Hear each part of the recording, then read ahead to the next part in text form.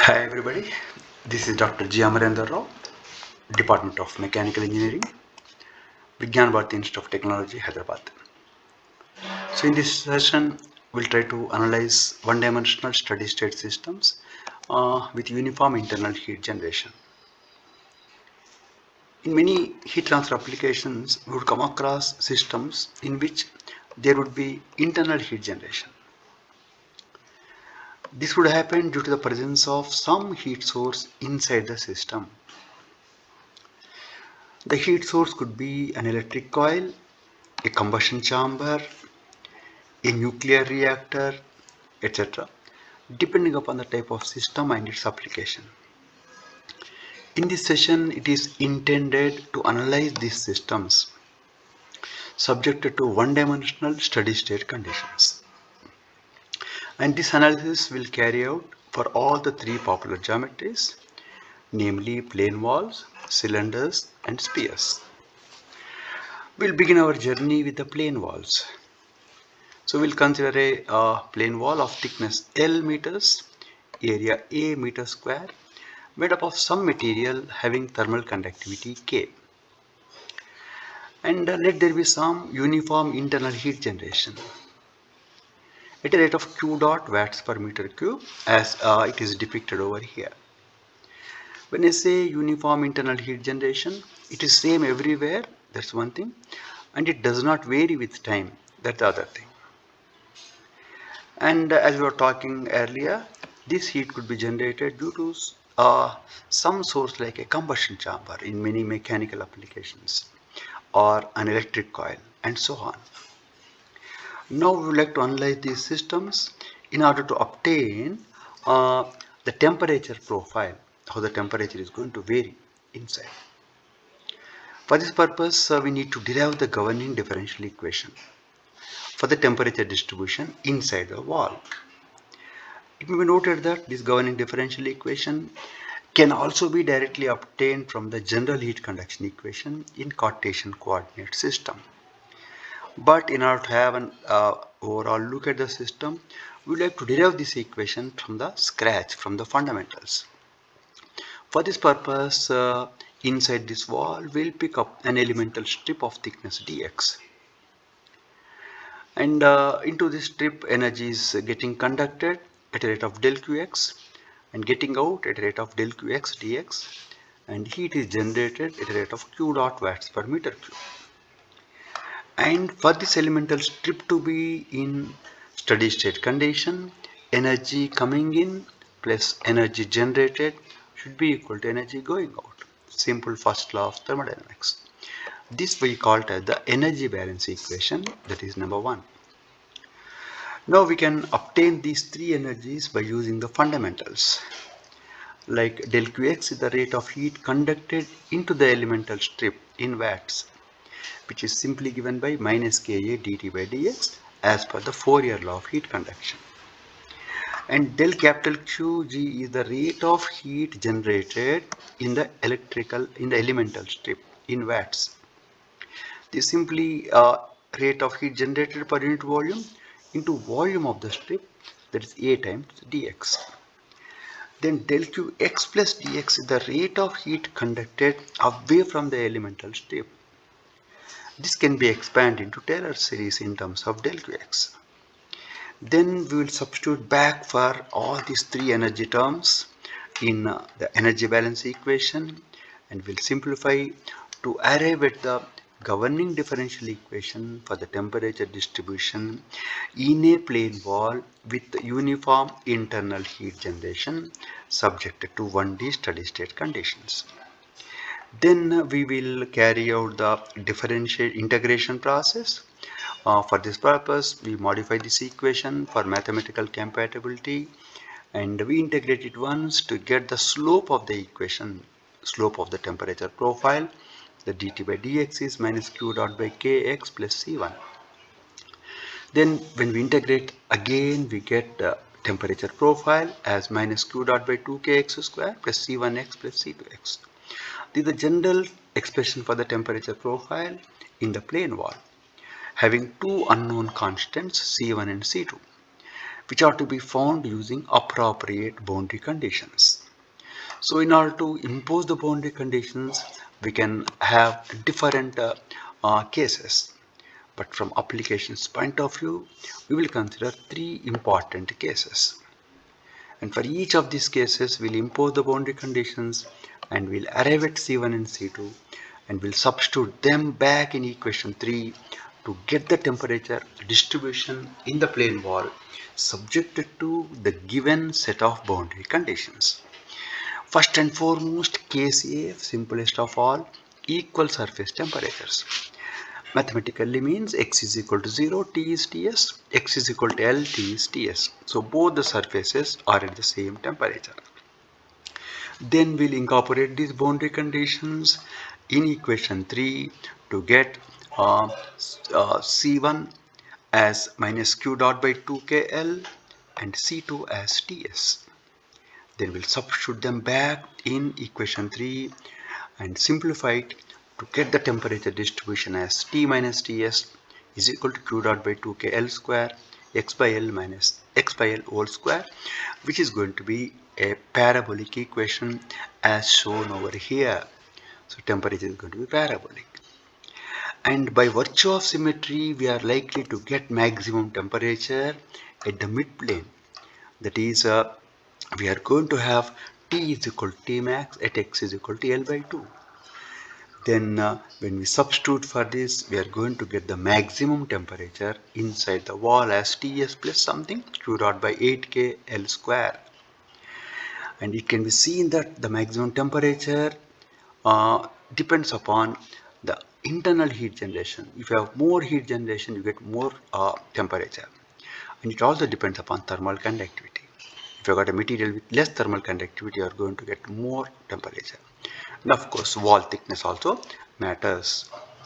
Then next we'll take up slightly intricate case, unequal surface temperatures, which means that x is equal to 0, we have T is equal to T1, x is equal to L, we have T is equal to T2. And we substitute for these two boundary conditions in general equation to get C2 as T1, and C1 is going to be a bit complex, q dot by 2kl minus T1 minus T2 by L degree centigrade per meter. Then substituting for C1 and C2 in equation 3, then we simplify it to get the temperature distribution so big, so vast. And remember that when T1 is equal to T2 is equal to Ts, we go back to earlier case. And we may note that maximum temperature will be eccentric, it will be towards the first half of the wall. So maximum temperature we get somewhere here. And to get the maximum temperature, we need to differentiate this equation with respect to x and equate it to 0. We can always get the location where we get maximum temperature and of course the magnitude of maximum temperature. Then case C, perhaps important case, one surface is insulated and the other surface is subjected to a convective environment, which means that at x is equal to 0, q is equal to 0, it is insulated. It's not allowed to lose any heat. Q is equal to 0 means minus Ka dt by dx is equal to 0. Since K and A can never be 0, slope must be 0 at x is equal to 0. And whenever we have 0 slope, there you must get maximum temperature. Our first boundary condition physically implies that Q is equal to 0. Second one, slope is equal to 0. And third one, the location where you have insulation should have maximum temperature.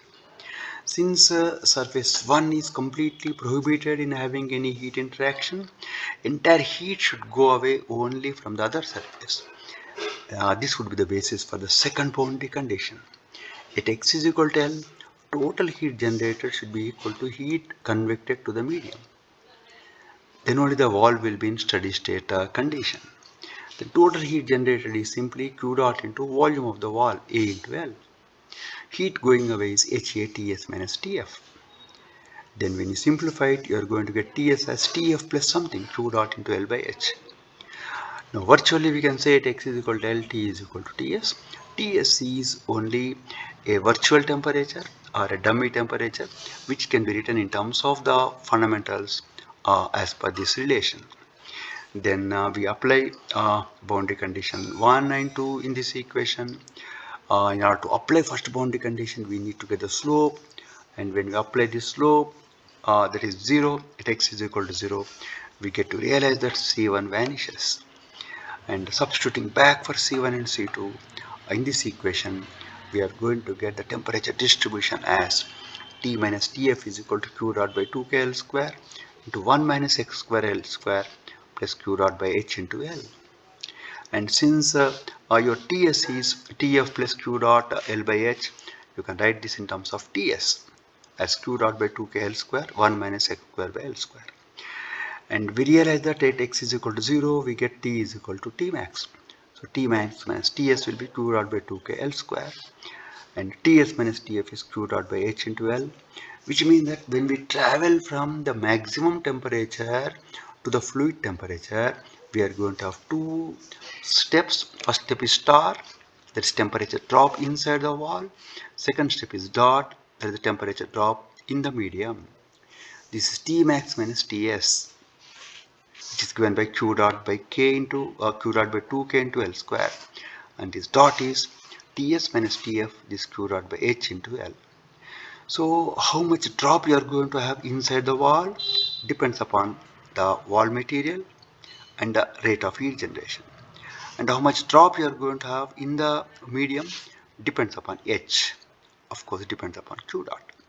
So that way you can always travel from the maximum location to surface, from surface to the fluid temperature. So there are three boundary conditions, three cases for which we are able to get the temperature distribution inside a wall. Now we'll move over to the second geometry, that is cylinders. So we consider a cylinder of radius R0, length L, made up of a material of thermal conductivity K. So we will again, as usual, imagine some internal heat generation at a rate of Q dot watts per meter cube. And this heat could be generated due to some sources as usual, like an electric coil. Now we would like to analyze this system to obtain the temperature profile, and for this purpose we need to derive the GDE for the cylindrical system. And to do so, we will go back to the scratch, that is, we'll consider an elemental cylindrical strip at any radius r of thickness dr. Then we'll make the energy balance. Del Qr is the rate of heat conducted into the strip. Del Qr plus dr is the rate of heat conducted away from the strip.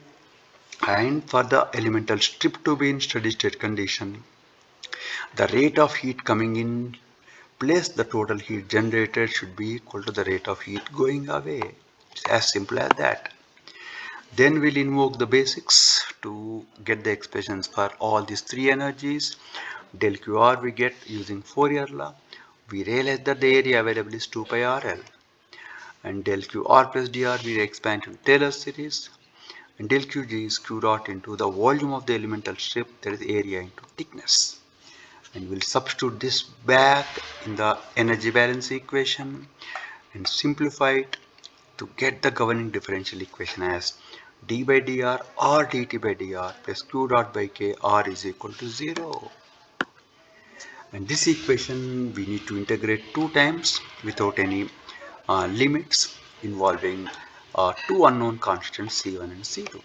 So general expression for temperature distribution will be minus Q dot by 4k r square plus C1 log r plus C2. Again, C1 and C2 must be obtained using appropriate boundary conditions.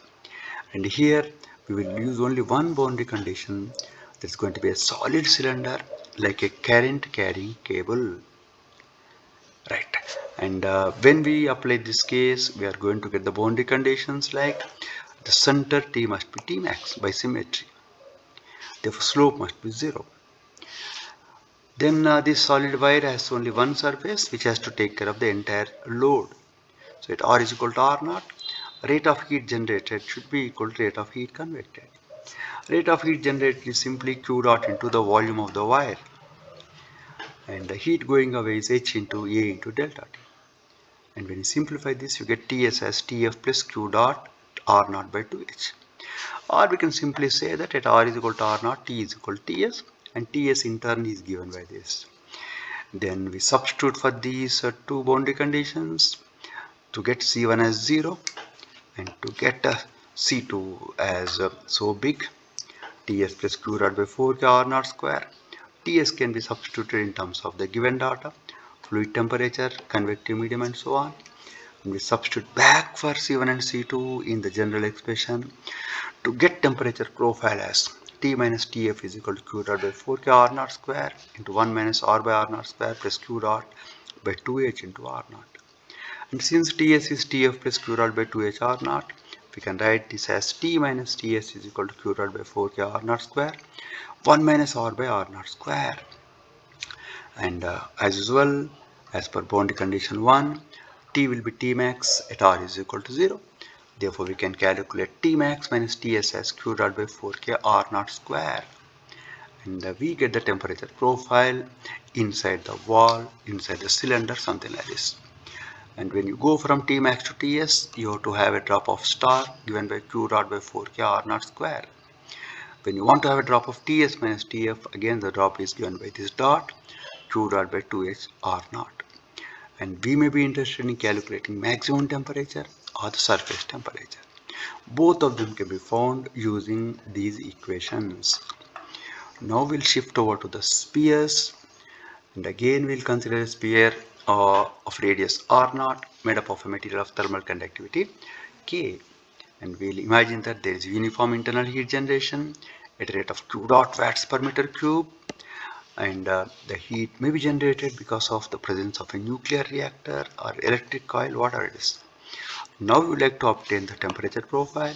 For this purpose, again we need to derive the governing differential equation from the basics. And we do so by going back to the fundamentals. We consider a spherical strip of thickness dr at any radius r. Then we process it. Energy is coming in at del qr, energy is going out at del qr plus dr. Then for the elemental strip to be in steady state condition, energy conducted in plus energy generated should be energy conducted out. Mathematically, del qr plus del capital Qg is equal to del qr plus dr. This is the first law of thermodynamics, that is the energy balance equation. Now we invoke the fundamentals as usual to get del qr minus k 4 pi r square dt by dr, del qr plus dr Taylor series, del qg q dot into volume of the strip, the surface area times the thickness. Now we substitute back for these three energies in the energy balance equation and simplify it to get the GDE, governing differential equation, as d by dr r square dt by dr plus q dot by k r square is equal to 0. So we integrate it 2 times to get temperature distribution involving 2 unknown constants C1 and C2. Now we try to get rid of this unknown constant using only one boundary condition that will pick up a solid sphere of radius r naught. Then the boundary conditions would be at r is equal to 0, T is equal to T max because of symmetry. As a result, the entire outer surface should take care of the heat load. So heat generated should be equal to heat convected at the outer surface. This is going to give us some fictitious temperature Ts, which is Tf plus Q dot by 3H R naught. Mathematically, at r is equal to r naught, T is equal to Ts. Then applying these two boundary conditions, we get C1 as 0 and C2 is going to be Ts plus Q dot by 6K R naught square in terms of given data, Tf plus Q dot by 3H R naught plus Q dot by 6K R naught square. And when we substitute back for C1 and C2 in the general equation and simplify it, we are going to have T minus Tf as Q dot by 6K R naught square plus 1 minus R by R naught square plus Q dot by 3H R naught. Since Ts minus Tf is Q dot by 3H R naught, we can write this equation as T minus Ts, Q dot by 6K R naught square, 1 minus R square by R naught square. And further, at r is equal to 0, T is equal to T max. Therefore, we can get T max minus Ts as Q dot by 6K R naught square. And T max minus Tf is Q dot by 3H R naught, that is dot, plus Q dot by 6K R naught square, that's going to be star. So the temperature profile is going to be parabolic with maximum temperature at r is equal to 0, symmetric about left side and right side, and you are going to experience drop from Tmax to Ts given by this, and drop from Ts to Tf given by this. And if you are interested in temperature at any other location, that corresponding radius we have to substitute in this equation to get the temperature at that location of R. So this is about the analysis of 1D steady state systems with uniform internal heat generation. And these derivations will be of immense use for those of the students preparing for their end sem exams, as well as those of the students aspiring for engineering services. So with this we will conclude, and in the next session we will have a look at extended surfaces. So with this we complete the session, and I wish you all the best. Take care of yourself.